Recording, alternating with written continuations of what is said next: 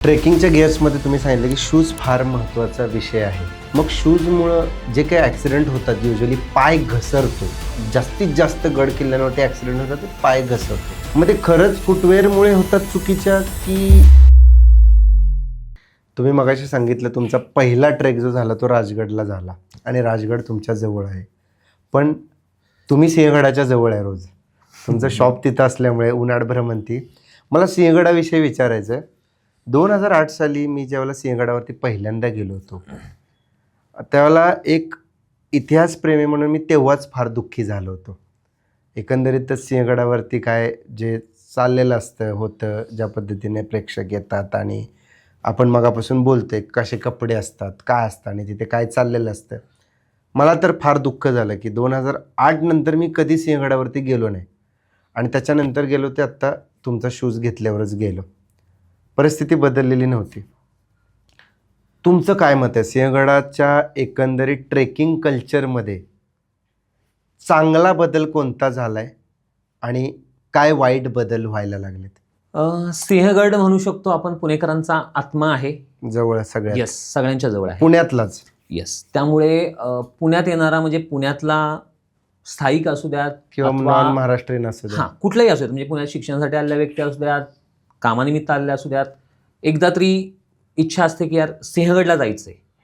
त्यामुळे सिंहगडवरती रेलचेल जी आहे कंटिन्यू चालूच असते आणि त्यामध्ये प्लस पॉईंट हा आहे की असेही ट्रेकर आहेत की प्रत्येक आठवड्यात सिंहगड वारी झालीच पाहिजे. म्हणजे प्रत्येक आठवड्यात ठरलेलंच आहे त्यांचं की शनिवार किंवा रविवार 100% असेही काही ट्रेकर आहेत ज्यांना गर्दी अजिबात नको आहे. त्यांचा ठरलेला आहे, सोमवारी येतात, मंगळवारी येतात, गुरुवारी येतात, पण करतात.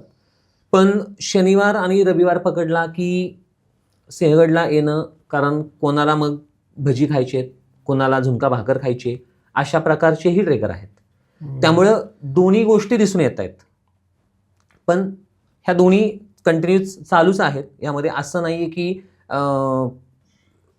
म्हणजे प्रत्येकाचा पर्पज गडांवर येण्याचा खूप वेगळा आहे.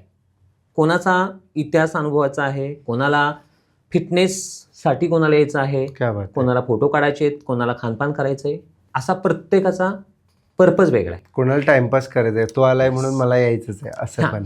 ह्या सगळ्या गोष्टी प्रत्येक ठिकाणी अनुभवायला येतात. त्यामुळे पण सिंहगड पुणेकरांसाठी नक्की वरदान आहे. त्यामुळे सिंहगडला प्रत्येकाने आलं पाहिजे. बट पर्पज काय आहे तो आपला पाहणं की बाबा सिंहगडला यायचं म्हणजे आपल्या महाराजांनी हे निर्माण केलं आहे की चला सिंहगड पाहूयात, त्या दृष्टीने त्या इतिहासाच्या विचारांनी ते आलं पाहिजे.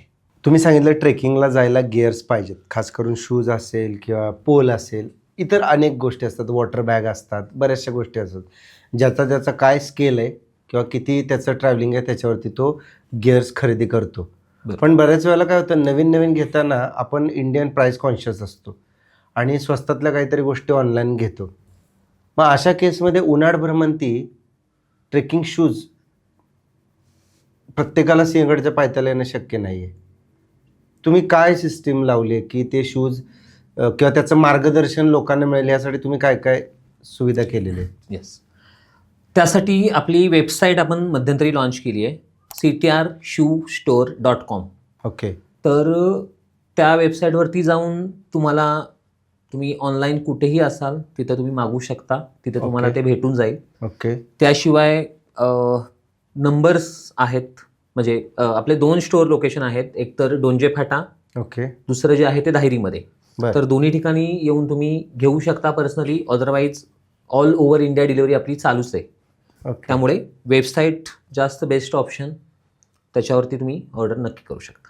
ट्रेकिंगच्या गिअर्समध्ये तुम्ही सांगितलं की शूज फार महत्त्वाचा विषय आहे आणि एक पहिला ट्रेक असो किंवा शेवटचा ट्रेक असो शूज पाहिजे.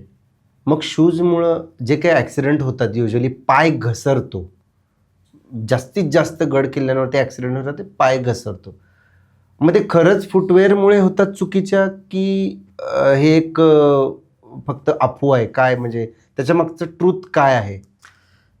नक्कीच मी म्हणेल की जे काही अपघात होत आहेत तर त्या ठिकाणी जर ज्याचा अपघात होतो त्या व्यक्तीच्या पायात जर शूज असेल, स्पेसिफिकली शूजमध्ये पण प्रकार आहेत. रेग्युलर ट्रेक शूज आहे, हाय अँकल उंचवाले शूज येतात. तर हाय अँकलचा बेनिफिट हा आहे की आपला पाय ट्विस्ट होत नाही. कारण गडावरती किंवा ट्रेक करताना कुठलाही ओबडधोबड रस्ते आहेत, प्लेन सरफेस मोस्टली नसतो चढताना उतरताना. तर ही गोष्ट तर आहेच आहे. त्यासोबत लक्ष नसणं किंवा त्या जागेची माहिती नसणं यामुळे पण हे अपघात होतात. पण जर का प्रॉपर गिअर असतील तर मात्र अपघात जेवढे टाळता काही येतील. अपघात होत आहेत त्यामध्ये 100% खूप बदल होईल किंवा टाळता येतील. येस, नक्कीच टाळता येतील. उन्हाळ भ्रमंतीचा विषय आहे. तुम्ही नाव पण छान दिले, उन्हाळ भ्रमंती. या भ्रमंतीमध्ये तुमच्या सहचारिणी तुमच्यासोबत आहेत, कीर्ती मॅडम. तुम्ही दोघं मिळून हा सगळा व्यवसाय चालवता. काय होता ह्याच्या मागचा थॉट की दोघांनी मिळून हे करायचं आहे? युजली घरातून सपोर्ट फार कमी मिळतो अशा उन्हाळक्या करायला. तर काय केलं तुम्ही असं कन्व्हिन्स केलं की दोघं मिळून उन्हाळक्या करताय हल्ली? आता प्रत्येक ग्रुपमध्ये महिला आहेत, पुरुष आहेत, ते येतात. तर महिलांना कम्फर्टेबल, जसं की मधला प्रश्न झाला की कम्फर्टेबल फील होण्यासाठी किंवा असं काही झालं आहे का की विश्वासाने येणं. तर तीच एक गोष्ट होती की दोघांनी मिळून येस, ती आपला 8 मार्च महिला दिनानिमित्त ट्रेक आयोजित केला होता मी. बरं. तर त्यावेळेस पहिल्यांदा ती आली होती ट्रेकमध्ये. तर आल्यानंतर सर्व जे काही तिने पाहिलं किंवा नियोजन सर्व तिला आवडलं, कारण तिला भटकण्याची आवड होतीच पहिल्यापासून. तर त्यानंतर मग पुन्हा पुन्हा ट्रेकला येणं हे होत राहिलं आणि त्यानंतर ती सुरुवात झाली. आणि मग पुन्हा ॲज एक लीडर म्हणून लेडीज हवीच आहे हा एक विषय झाला होता. त्यामुळे हे ट्रेकिंग एकत्र सुरू झालं आणि लीड करता करता ह्या गोष्टी सर्व पुढे आल्या. किंवा तिलाही फिरणं आवडतंच, मलाही आवडतं. तर दोघाच्याही ज्या आवडी आहेत त्या एकच असल्यामुळे तुम्ही एकत्र येऊन Yes. हे सुरू ठेवलं.